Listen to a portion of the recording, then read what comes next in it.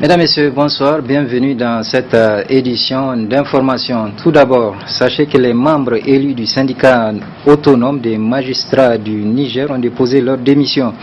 Une démission qui a été provoquée par les pratiques peu orthodoxes qui ont cours actuellement au sein de l'appareil judiciaire. Je vous propose de suivre les explications données par Nuhu Aboubakar, secrétaire général adjoint du SAMAD.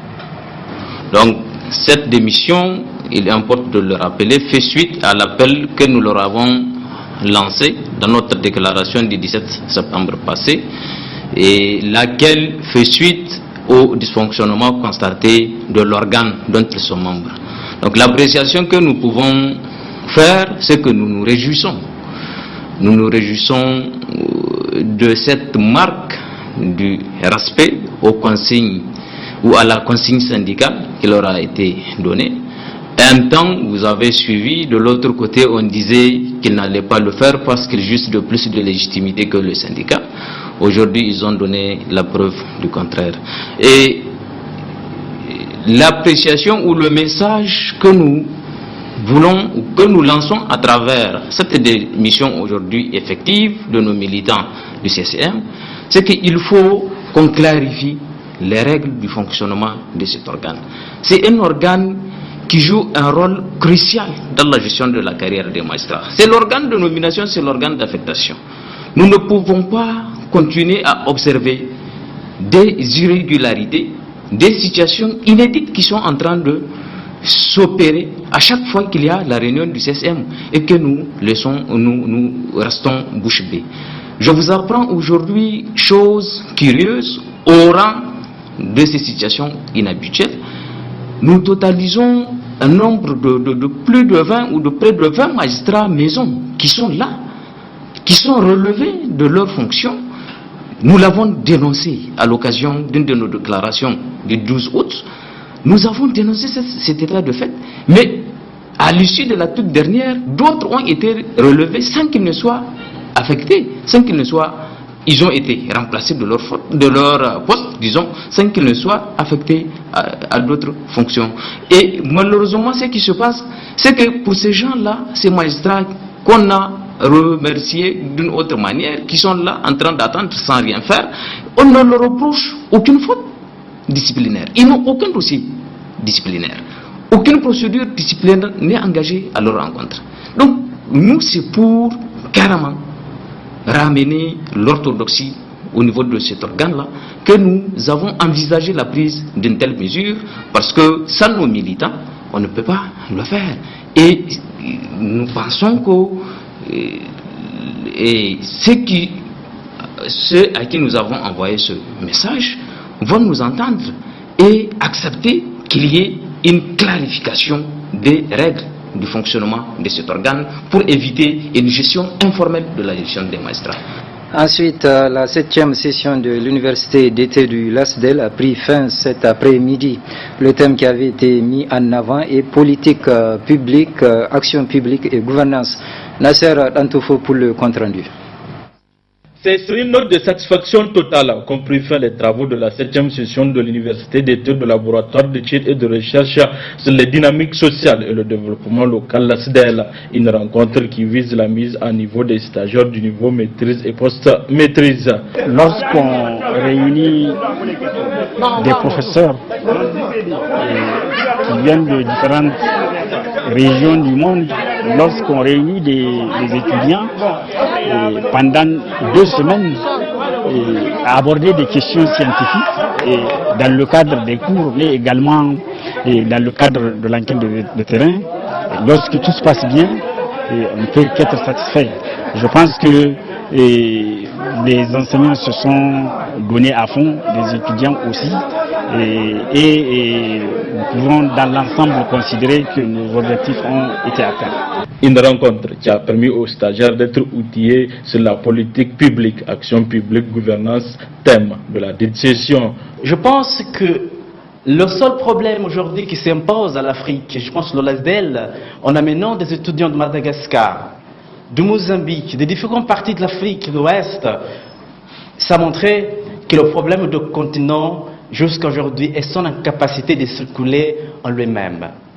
Donc, cette possibilité de circuler en nous-mêmes, ça démontre ce qu'il faut faire. Il faut circuler des idées, des personnes, rassembler et penser ensemble.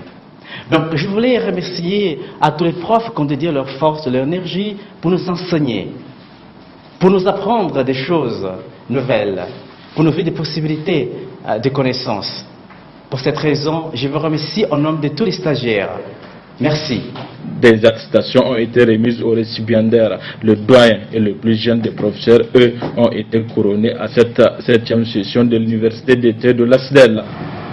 Sur ce plateau, nous avons avec nous Mena Karté Boukar. Il est juriste spécialiste de droit constitutionnel. Avec lui, nous allons parler des élections locales. Mena Karté Boukar, bonsoir. Bonsoir, monsieur. Tout récemment, le gouvernement avait annoncé le report des élections locales. Donc, est-il légal de reporter ces élections du point de vue de la Constitution? Merci bien. Effectivement, nous avons constaté, n'est-ce pas, une décision du gouvernement sur la base d'une délibération du CNDP et qui indique le report des élections locales à une date qui reste encore à fixer. Ça pose un petit problème, ou peut-être un grand problème, j'allais dire, parce que les mandats des conseils des élus locaux est de 5 ans et la loi ici, l'ordonnance du 17 novembre 2010 portant code général des collectivités territoriales indique que le mandat des conseillers locaux est de 5 ans et il peut être prolongé pour une période de 6 mois en cas de nécessité. Et je pense qu'il y a eu une première rallonge de 6 mois et il y a eu une deuxième, et je pense que le gouvernement vient maintenant d'envisager un troisième report des élections, donc une troisième n'est-ce pas, prorogation du mandat des conseillers locaux. Ce qui pose un problème en droit. Une loi sert de support à toutes ces prolongations-là. On peut dire que les différents actes réglementaires que l'exécutif va prendre sont légaux parce qu'il y a une loi qui sert de base légale. Mais le problème, c'est que cette loi a un problème avec la Constitution, parce que ici, la Constitution, en son article 164, en instituant les systèmes de déconcentration et de décentralisation, a dit que les collectivités territoriales s'administrent librement par des conseils élus. Donc, cette loi, qu'importe la formule qui va être retenue, n'est pas conforme à la loi fondamentale dans la mesure où les prochaines les communes du Niger ne seront pas administrées librement. Elles ne seront pas administrées par des conseils élus. Parce que même si on proroge le mandat des anciens députés, excusez-moi, des anciens conseillers, ça ne veut pas dire qu'ils gardent encore leur légitimité de départ. Si il y a 5 ans j'ai placé ma confiance à un conseiller, peut-être à la fin du mandat, j'ai changé d'idée. Je n'ai pas l'intention de renouveler ma confiance. Donc, que ce soit des administrateurs délégués ou bien que ce soit les anciens conseillers qui seront maintenus, je pense qu'il y a un problème de conformité à la Constitution. Oui, donc il y a un problème de légitimité ici. Les conseillers ne sont plus légitimes. ils ne sont plus légitimes, le mandat est terminé, et je pense que ce que le gouvernement envisage de faire, ça rappelle, n'est-ce pas, une légalité extraordinaire. Ici, nous sommes dans une légalité ordinaire qui ne permet pas, n'est-ce pas, ces mesures très exceptionnelles.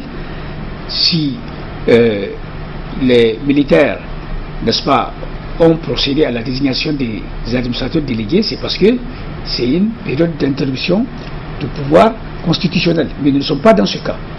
Et nous ne sommes pas aussi dans le cas où le président de la République a décrété, n'est-ce pas, l'exercice de ses pouvoirs de crise. Donc, dans une légalité ordinaire, on ne peut pas préconiser ce genre de mesures qui empruntent vraiment une voie très, très exceptionnelle.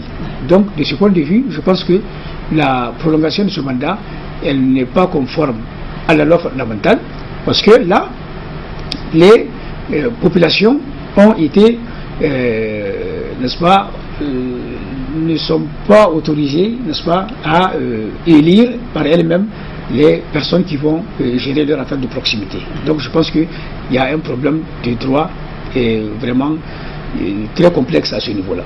Ensuite, le report de ces élections, est-ce qu'il n'aura pas de conséquences sur la marche de notre démocratie? Les deux questions sont liées. Il y a une conséquence sur la marche de la démocratie, en ce sens que c'est le peuple qui est souverain. La souveraineté nationale appartient au peuple, qui l'exerce par la voie, n'est-ce pas, par la voie des représentants élus. Et le peuple n'a plus de représentants élus. Il a des représentants désignés par le pouvoir.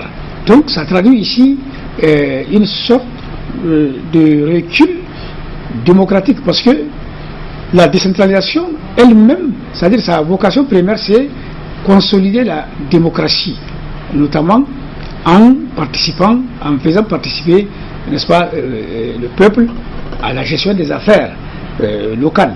Et si cela n'est plus possible, je pense que c'est comme si le peuple n'a plus de représentants. Et la vocation première de la décentralisation, elle n'est pas remplie. Donc là, nous avons une première conséquence fâcheuse sur notre démocratie. Ensuite, maintenant, en tant que spécialiste, quelle serait la meilleure option en ce qui concerne ces élections locales? Bon, déjà, il est assez évident que la loi qui est en train d'être revue au niveau du Parlement va adopter une formule, celle qui consiste à maintenir les anciens conseillers locaux, ou bien nommer des administrateurs délégués. Alors, qu'importe la solution qui sera retenue, la loi, comme je l'ai dit tout à l'heure, elle a un problème avec la Constitution. Si on la mesure avec l'article 6 de la Constitution que je viens de dire, ou bien l'article 164 de la Constitution, on perçoit tout de suite, n'est-ce pas, son inconstitutionnalité. Alors, comment sortir de ce bourbier-là? C'est que les acteurs politiques doivent parler d'une seule voix. J'ai suivi toutes les délibérations au niveau du CNDP. Il y a des blocs entiers de partis politiques qui ont estimé que ce n'est plus juste de participer à ce genre de délibération-là, parce que ça porte atteinte à la démocratie. Donc les partis de l'opposition, tout comme les non-alignés, les non-affiliés, ont boycotté la réunion. Et c'est une délibération d'une seule tendance. Je pense que ce qu'il faudrait qu'on applique ici, c'est que les formations politiques doivent parler d'une seule voix. Le Premier ministre, le président du CNDP, doit encore redoubler d'efforts pour réunir toute la classe politique et vraiment décider tous ensemble d'une seule voix. Il faut que tous les bords politiques s'accordent sur la décision à prendre. Par exemple, on peut faire des concessions en indiquant par exemple la date, parce que le report, il est sine-die. Là, c'est un peu dangereux. Et surtout quand on dit qu'il faut faire le biométrique, qui prend souvent 2 ans, ça veut dire qu'il n'y aura même pas des élections locales dans les 2 années à venir. Donc vous voyez, ça pose un très grand point d'interrogation. Je pense que la classe politique doit se réunir à nouveau au sein du CNDP, qui est vraiment un véritable instrument de dialogue que nous aimons, n'est-ce pas, que nous voulons voir évoluer, et poser vraiment la balle à terre et délibérer de façon consensuelle. Je pense qu'on a tout intérêt à obtenir une délibération qui fait vraiment qui fait vraiment l'unité de tous les acteurs politiques. On l'a vu relativement aux élections présidentielles et législatives, il y avait beaucoup de points de discorde, mais je pense que les hommes politiques étaient parvenus à s'accorder sur certains aspects qui étaient constitutionnellement boiteux. Donc je pense que même maintenant, la classe politique peut se réunir et vraiment convenir de quelque chose d'acceptable. Voilà. Monsieur Ménakarté Boukar, merci d'être venu et merci d'avoir répondu à nos questions. Je vous en prie. La suite du journal, Michel Deji, notre reporter, nous amène à découvrir ce qu'est devenu l'arbre du Ténéré, un arbre exposé au musée national et qui retrace l'histoire du désert qui est situé au nord de notre pays. Cela fait déjà 43 ans que cet arbre dénommé arbre du Ténéré est conservé au musée national Boubou Hama. Un arbre historique qui était d'une grande utilité des décennies durant dans le désert dont il prend le nom. Cet arbre, donc, jusqu'à environ 400 km de rayon, il n'y avait aucun arbre à côté de celui-là. C'était l'unique arbre du Ténéré et c'est également le seul repère. Parce qu'en fait, les gens, avant qu'ils faisaient le rallye, donc, ils utilisaient cet arbre comme repère. Et ceux qui faisaient également le commerce caravanier, donc l'utilisaient comme repère. Vous savez, dans le désert, qu'on soit à dos d'animaux ou bien en véhicule, avec le vent et le sable, rapidement donc les traces s'effacent. Et facilement la personne peut s'égarer, peut se perdre donc dans le désert. Mais quand on arrive au moins au niveau de l'arbre du Ténéré, on sait au moins à quel niveau du désert on est. Une vie végétale mystérieuse dans le désert qui a cependant des explications scientifiques. En fait, on a foré un puits au pied de l'arbre. Et au moment où on forait le puits, donc on a remarqué en fait que l'arbre s'alimentait à travers la nappe phréatique située à environ 36 mètres de profondeur. Donc c'est ça le miracle qu'il a pu faire encore vivre donc cet arbre. Cet arbre percuté par un camionneur en 1973 et transporté au musée national a donc été une grande perte pour le désert du Ténéré et les personnes qui le traversent. Restons toujours avec notre reporter Michel Deji qui s'est aussi intéressé à une grosse pierre entourée de mythes. Cette pierre serait de la boule transformée suite à un acte de gourmandise. Mais aucune explication scientifique ne démontre cela. C'est une pierre, mais en tout cas on ne connaît pas son origine. Tout ce qu'on sait, c'est qu'elle rentre dans le cadre de la mythologie. Et la mythologie, il peut avoir plusieurs versions, dont une des versions que les gens racontent, c'est qu'à un certain moment il y avait une période de famine et il y avait un monsieur qui est venu voir sa soeur, ou je ne sais pas si c'est la soeur qui est venue voir son frère. Elle a dit il a ses enfants, ça fait 2 jours, 3 jours, ils n'ont rien mangé, vraiment il a besoin de quelque chose. Le monsieur, sachant très bien qu'il a qu'on appelle la boule, le fourra, donc d'Olou, dans sa maison, il a dit à sa soeur qu'il n'a rien. Lui-même, ça fait longtemps qu'il n'a pas mangé, alors qu'il avait ça dans sa case. Maintenant, quand la sœur est partie, il est rentré. Quand il est rentré, il trouve que la boule se transformait en pierre. Ça, c'est une des versions qu'on a. Il y a plusieurs versions qui tournent autour de cette pierre-là.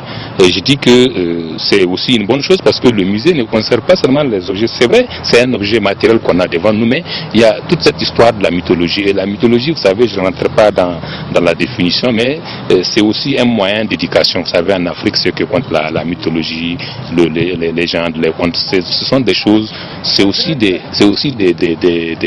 éléments qui rentrent dans le cadre du patrimoine. Et la leçon de morale, donc oui, la leçon de morale, c'est justement ça. Quand vous devenez égoïste, vous perdez tout. D'abord, il ne faut pas mentir, parce qu'il a menti pour dire qu'il n'a rien. Deuxièmement, c'est qu'il faut être tolérant, c'est-à-dire que vous ne pouvez pas manger et laisser votre frère en train de mourir. Vous pouvez bien partager ou donner un peu à votre soeur. Une soeur, on a dit, une soeur, c'est pas de la blague. Donc vous voyez, donc cette pierre-là, quand vous racontez cette histoire aux enfants, c'est pour leur dire que faites attention. Il faut être généreux, il faut être tolérant, il faut vraiment partager avec vos proches, avec vos parents, ce que vous avez. Elle est arrivée en quelle année? Je crois qu'elle est arrivée dans les premières heures de la création du musée, dans les années 58-59. Donc vraiment, c'était un des premiers éléments qui est arrivé très tôt au musée, que les gens ont amené ici. Les clubs nigériens de basketball renouent avec les compétitions africaines. L'AS Nigelec en messieurs et l'AS STT en dames représenteront le Niger aux éliminatoires de la Coupe d'Afrique des clubs de champions de basketball de la zone 3 qui auront lieu à Lomé du 21 au 30 octobre 2016. Plus de précisions avec Ibrahim Tikiri.